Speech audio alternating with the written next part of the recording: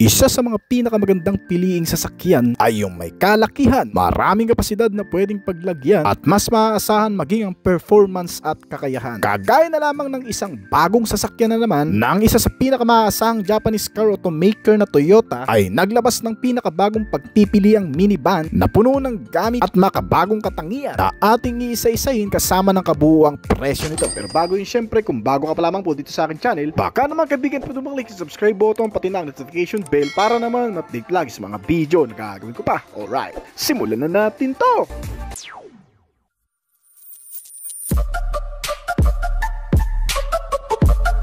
Isang bagong minivan na nilabas ng Toyota Motors para sa mga taong naghahanap ng praktikal, sulit maluwag at pampamilyang sasakyan na may bago at modernong mga katangian ay siguradong magiging paborito ngayon ng mga Toyota enthusiasts lalo na dito sa Pilipinas. Ang bagong Toyota X-Van 2025 model ay isang minivan na may pagka-MPV na may SUV inspired na disenyo, boxy, robust at may mataas na stance. Ito ay diniklara rin bilang crossover minivan na may compact exterior ngunit maluwag ang loob. Ang modelong ito ay tinaguriang kauna-unahang minivan ng Toyota na pwede sa off-road. Sa panlabas pa lang na disenyo, kikita mo na ang kabuang detalye nito. Bukod sa napaka-futuristic, ang disenyo nito ay ginawa upang pagsamahin ng SUV ruggedness at MPV practicality. Ang matatag na boxy hugis ng katawan nito ay may mala SUV stance. May mataas na ground clearance kaya mas nagmukhang off-road capable. Para sa overall, nakabase ang kabuang disenyo nitong bagong Toyota X-Van sa active lifestyle theme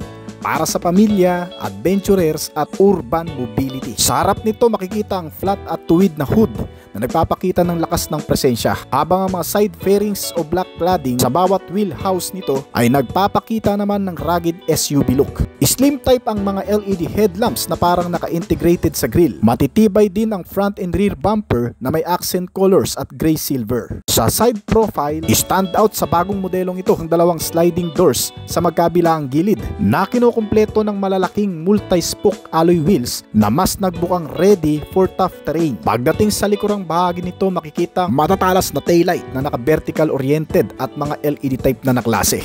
Malinis at minimalist ang likod na may integrated roof spoiler na nagpapaganda ng aerodynamic. Sinamahan din ito ng mga functional roof rail sa itaas para sa dagdag na convenient na kung saan pwede mong ilagay ang mga gamit o itali dito kapag wala nang mapaglalagyan sa loob. Isa pa sa pinakamaganda sa modelong ito ay ang pagkakaroon ng 3-piece panoramic sunroof. Meron itong tatlong hati ng bintana sa bubong na nakalagay sa harap, sa gitna at sa likurang bahagi. Well, so matutal, itong Toyota X-Van ay hindi lang basta van. Ito isang multi-activity vehicle na pinagsasama ang tibay ng SUV, ang utility ng MPV at modular lifestyle ng adventure van. Kung pag-uusapan naman natin ang tibay ng gawang Japanese brand, itong bagong X-Van ay gawa sa steel materials at aluminum. Nakapareho sa mga karaniwang build ng Toyota. Gumagamit rin ito ng mga high-strength steel, aluminum at reinforced plastic para sa mga body panels nito. At ang ilan sa mga interior materials ay gawa sa carbon fiber reinforced plastic. Well, sadyang ginamit rin ang mga materials na ito upang mas maging magaang itong minivan kumpara sa mga karaniwang van na nagre-resulta sa mas malakas at magandang performance. Pagdating naman sa interior, ang bagong Toyota X-Van ay may seating configuration na 6 hanggang sa 7 upuan. Ang mga upuan din ito ay adjustable at naiikot para makabuo ng lounge style at face-to-face seating. Ang front passenger seat ay maaaring i-rotate para tumapat sa likod at maging bahagi ng conference o maging dining layout. Ang mga likurang upuan ay removable, folding, ideal para sa cargo o camping mood. May makikita ka rin mga smart table setup, integrated folding tray or table para sa laptop, pagkain o board games. May mga features din ito na magpapa-convenient sa mga passenger, gaya na lamang ng multiple charging ports na makikita sa iba't ibang bahagi ng interior nito. May USB Type-C at wireless charging pad. Napaka-relax din ang presence ng interior nito sa pagkakaroon ng mga ambient lighting system. Nilagyan din ito ng digital display interface for vehicle status at mga hidden storage compartments sa sahig at side panels para sa bag, gear at tools. May multimedia functionality rin itong sasakyan na kung saan may wireless audio setup Bluetooth streaming at portable screen. Daling makapasok at makalabas sa sasakyang ito dahil napakaluwag ng mga suicide style sliding doors nito na kung saan nabubuksan ng mas malaki para makapasok ng mas mabilis at may pasok ang malalaking mga bagahe. Ideal to lalo na sa mga elderly, PWD at bata dahil wala nang hadlang sa pagitan ng front at rear row at upang magkaroon ng mas maganda at hindi nakakaboard na biyahe. Meron din itong refrigerated console at mga picnic ready drawer para sa mga baong sariwa at nabubulok ay mapre-preserve mo rin yan dito sa bagong Toyota X-Van. Pagdating naman sa mga safety features guys, syempre yan ang mahalaga at tinitingnan ng marami lalo na sa panahon ngayon bago bumili ng sasakyan. Itong bagong Toyota X-Van ay nilagyan din ng mga bago at advanced na safety features para ligtas imaneho sa kung saan man sulok o kalsada sa syudad. Meron itong active safety at driver assistance features na makatutulong sa araw-araw na pagmamaneho at pagsakay dito sa modelo.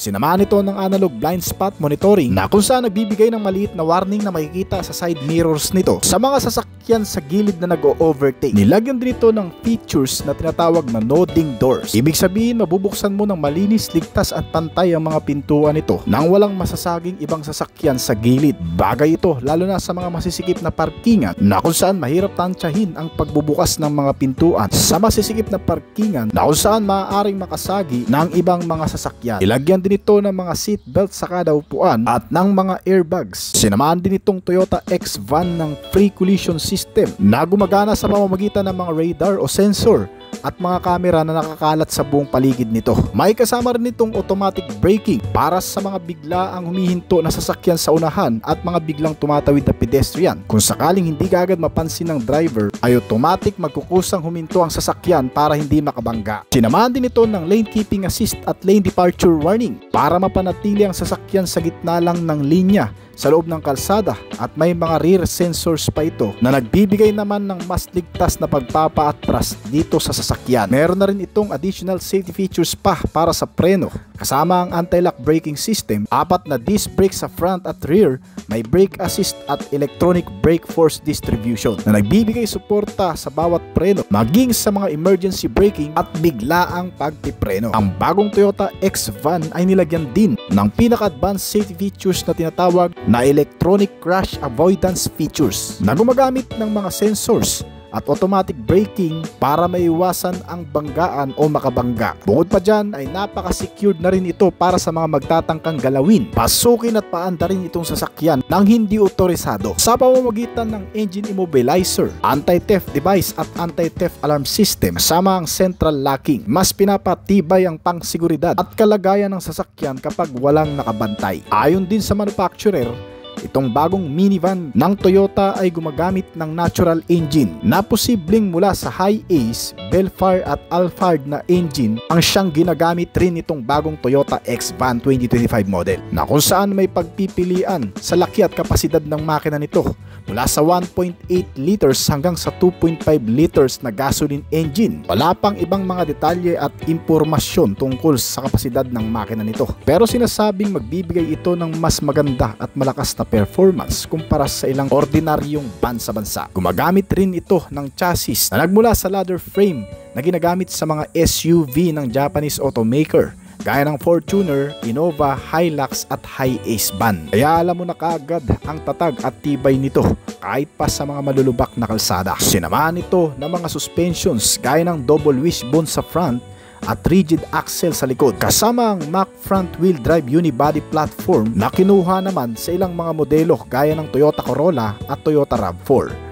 Gumagamit ito ng MacPherson strut at multi-link rear beam para sa magandang handling at stability sa mga off-road ride condition. Speaking sa tatag at tibay nito mga kaibigan, ito ay hindi basta-bastang masisira at talagang siguradong matagal ang palitan. Well, hindi pa naman talaga totally official launch ito nitong bagong Toyota X-Van 2025 model. Ito ay isang concept model pa lamang, magbibigay na ng idea sa hinaharap. Kung sakaling pumatok sa masa ay tinatayang baka next year ay official nang ibenta ito sa merkado. At magkano nga ba ang magiging estimated price nito kung sakaling ibibenta na nga ito. Kasi na rin sa ilang ulat mga kaibigan, ito ay nagkakahalaga sa estimated price sa bansang Japan mula sa 3,500,000 hanggang sa 4,500,000 yen. Na kung direkta natin i-convert sa Philippine peso, ito ay aabot sa Philippine peso mula sa 1,260,000 hanggang sa 1,620,000 pesos. Ito ay price estimate pa lamang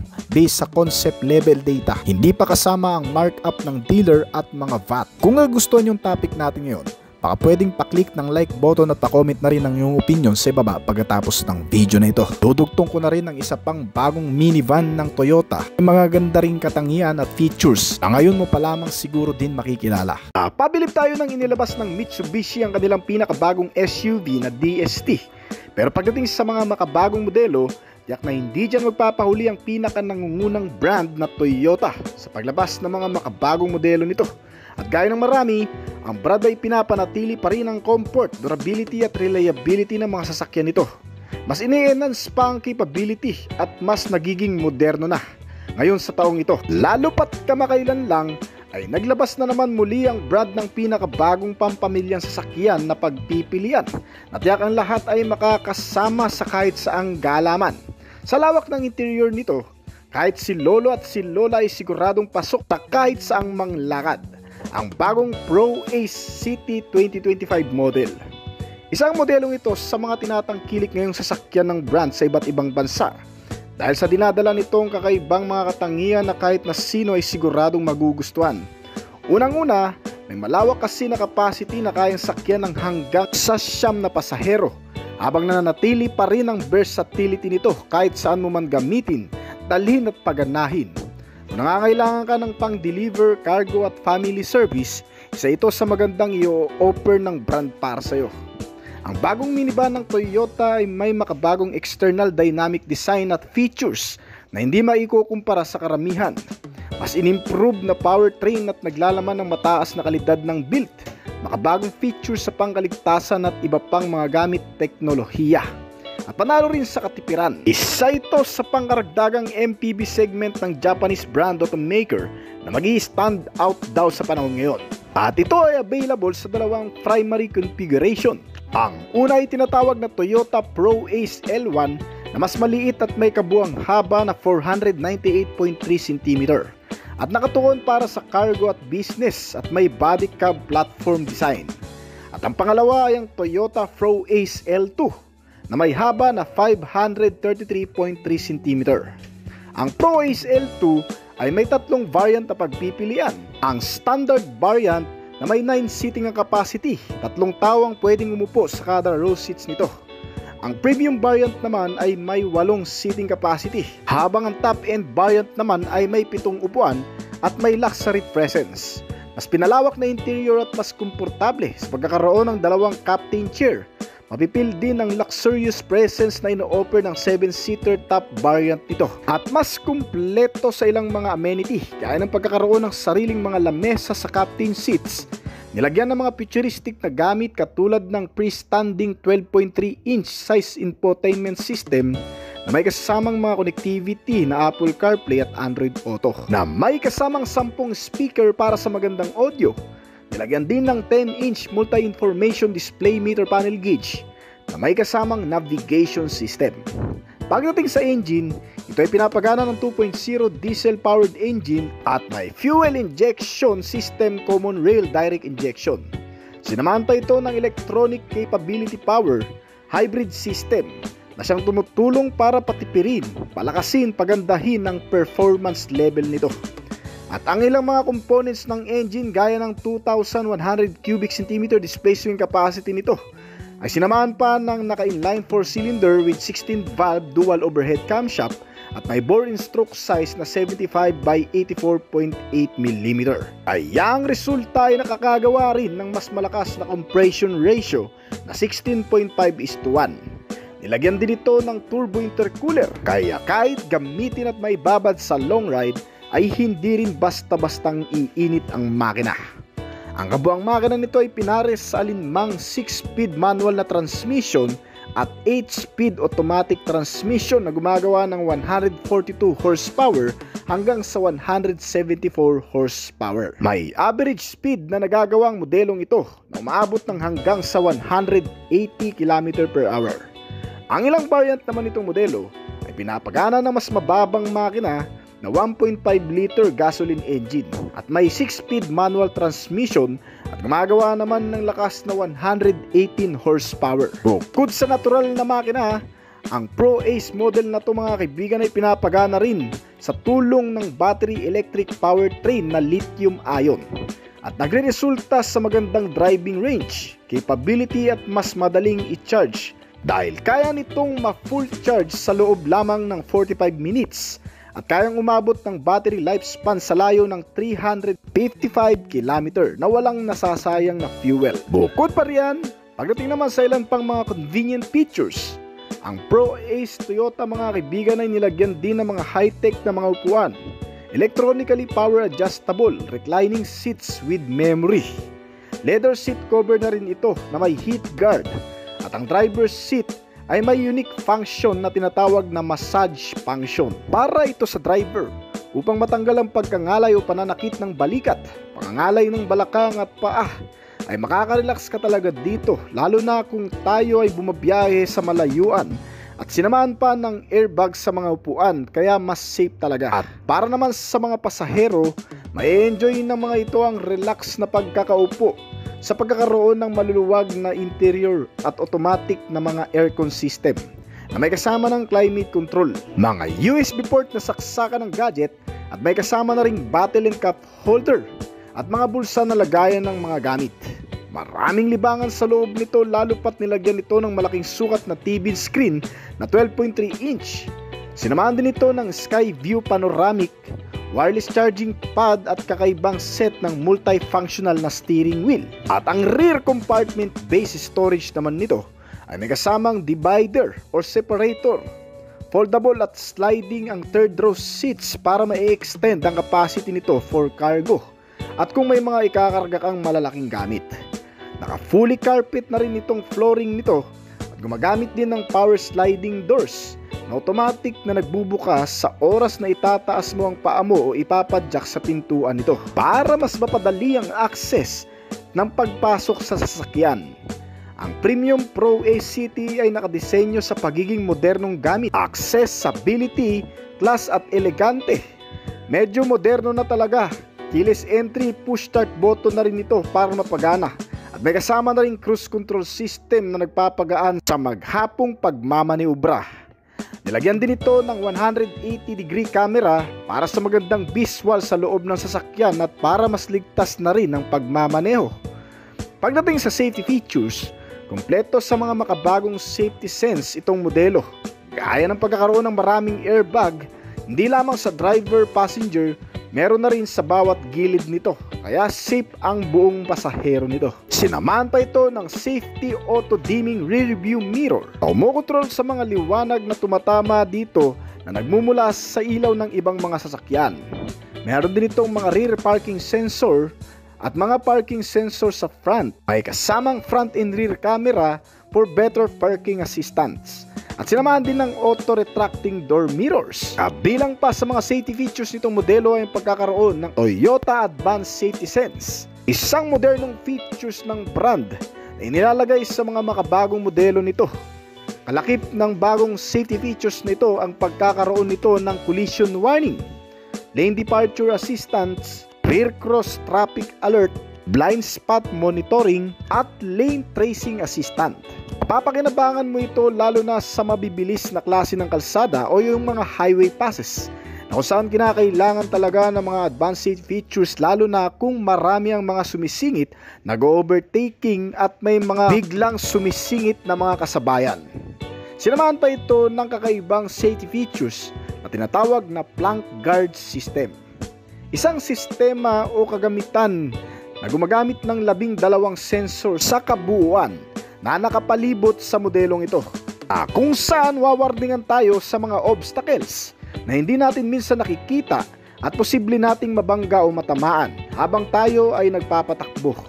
Gumagana ang warning nito sa pamamagitan ng audio alerts at visual na imahe na lumalabas sa infotainment screen nito. Ang kadalasang mga sasakyan na may mga ganitong sistema ay napapalibutan din ng mga airbags sa loob nito para madagdagan ang pangkaligtasan at pangsiguridad ng bawat pasaherong sasakay dito. At ang ilan pang mga particular safety sense nitong Pro ACT mga kaibigan ay sinamahan pa ng anti-lock braking system, electronic brake force distribution at ng brake assist na sumusuporta sa magandang paggamit ng preno lalo na sa mga emergency braking.